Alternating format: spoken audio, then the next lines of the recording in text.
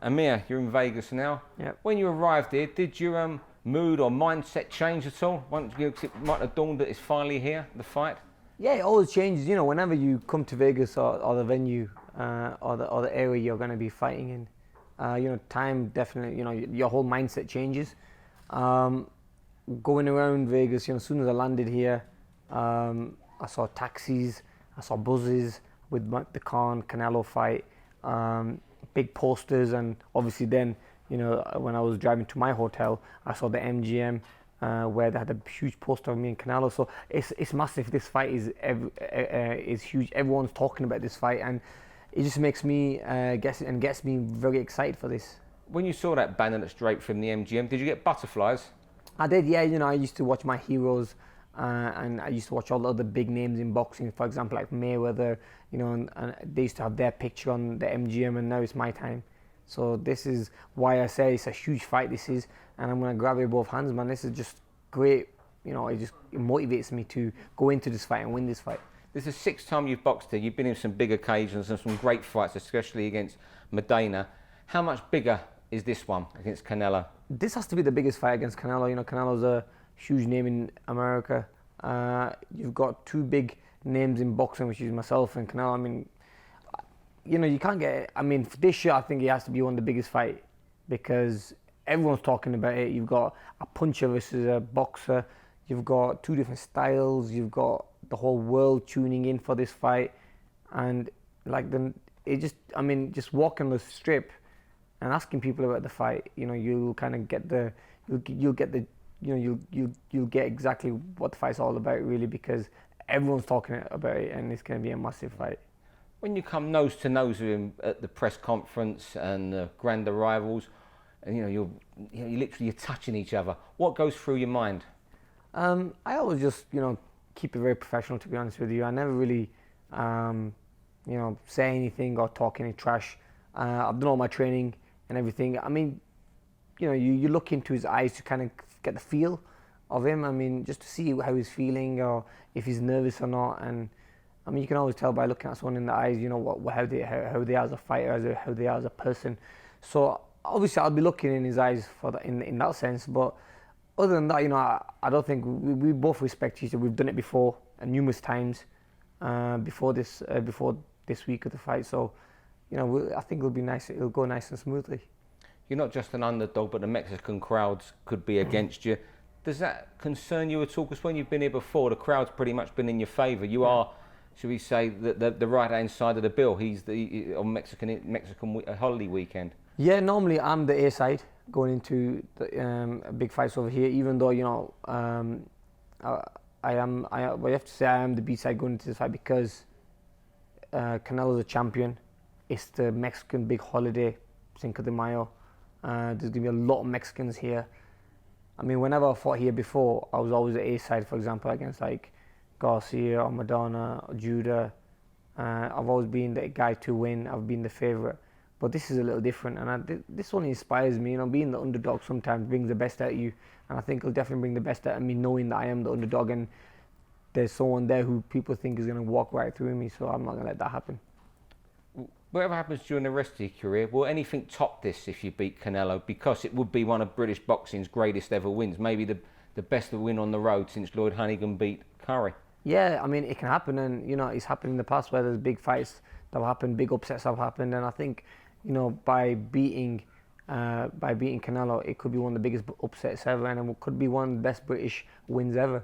You know, and I really believe I can do it. I can do it as well because, you know, styles make fights. He's young, he's hungry as well, just like myself. But I just want it more badly. You know, I want this even more than he wants it. Although you're still fresh, are we entering the last few fights of your career now?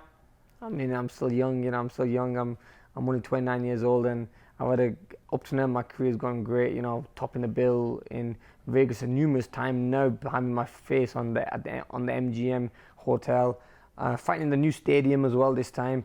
I mean, I fought in huge places around the world, and I think I just love giving my fans the fights they want to see. You know, and it's just great to have so many Brits flying over as well to support me. So it's very hard to kind of, you know, stop all this. I mean, it's very hard to walk away from this sport when you've got so much people gunning for you and wanting you to win. Although yourself and Canelo are the stars of Vegas this week, Floyd Mayweather's become a subplot. A lot of speculation. He's to have a 50th fight in September. If you win here, he might not be able to say no to your not fight you anymore. Exactly, styles make fights, and I think the Mayweather fight has to happen. If I beat Canelo, then there's no other reason it doesn't happen. Styles make fights, and I really believe that a fight with Mayweather will be easier than a fight against Canelo, because Canelo has that physical strength, whereas Mayweather would be like a game of chess. So, styles make fights, and I think the Mayweather fight is something that I'd love to have. But look, I've got a massive fight in front of me now against Canelo. By winning this fight will definitely take me on to the biggest fights in my career, and a bigger fight than the one I'm going to be facing on Saturday. This is billed as speed versus power. Is your speed the key? Is that the main ingredient for this fight? Yeah, speed and power.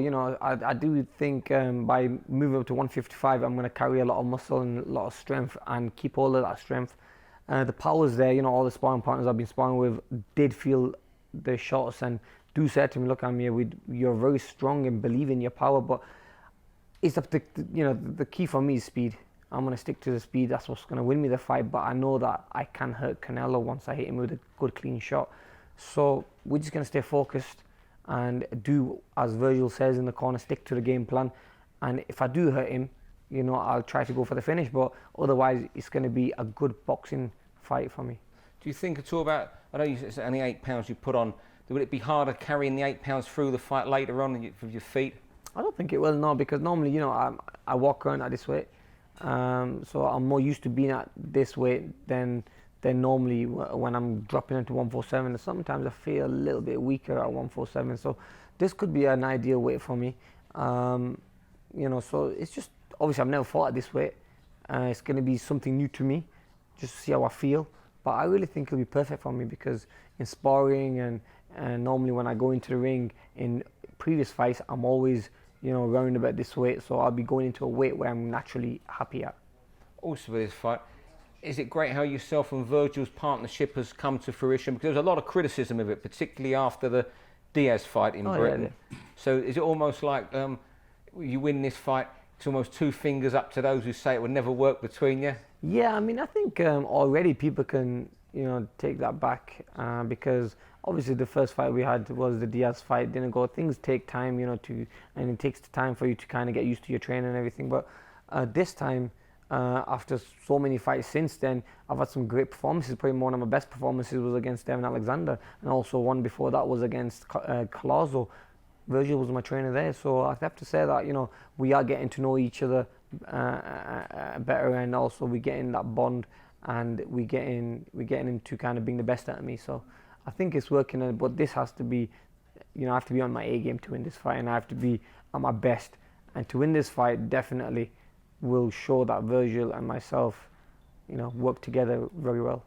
On fight night, when the ring whip comes to the dressing room and calls you to walk to the ring, what's your final thought when you leave that dressing room? It's only going to be, all I'm going to be thinking is, all the hard work I've done. I'm going to be focused on my job, sticking to the game plan, going through the game plan in my mind. I like to run it through my mind, what I have to do, and just go in there and pray to God, and then just go in there and do what I do best. I won't talk about Bolton getting relegated, but that wasn't expected. But a biggest shock was Leicester City winning the Premier League. Does that give you inspiration that it could be the year of the underdog? It definitely does. Obviously, Leicester was a huge underdog on winning the Premiership, and now they've come up and won the Premiership and did it amazingly. When everyone was doubting them, when they were huge underdogs, just like me. It feels like me going into this fight against Canelo, where everyone's doubting me. I am the underdog. If Leicester could do it in the Premiership and winning it, why can't I do it going into this fight against Canelo? So, I think it's the year for the underdogs. Well, how's the fight going to go? How's it going to pan out from round one to the end of the fight? I think he's going to plan out, I think Canelo's going to come forward like as always, he likes to put that pressure on and likes to throw them big bombs and hurt you and push you back. We have to just stick to the game plan and be smart, catch him with good shots. He's going to come rushing, so I don't think I'll be going looking for him much. I think he'll be falling onto my shots. I think a few times when he does fall onto my shots, he start making more mistakes. And I think towards halfway, I mean, normally a fight starts after 4 or 5 rounds. Once we go past 4 or 5 rounds, I think I'll kind of know what to expect from him, what changes he made, and how I can keep improving myself and keep getting the better of him. So I just think after 4 or 5 rounds, that's when the fight starts. But yeah, I think there's going to be not too much movement, but there's going to be the right movements at the right time, throwing the right punches, not too many shots, not flurries, just picking him off and being smart and making the right moves. You could well have to go the distance to win the fight. Do you trust the Nevada judges? I hope so. I mean, look, I've fought here so many times before, so I've always been treated fairly in Vegas. So I really believe I'll be treated fairly again.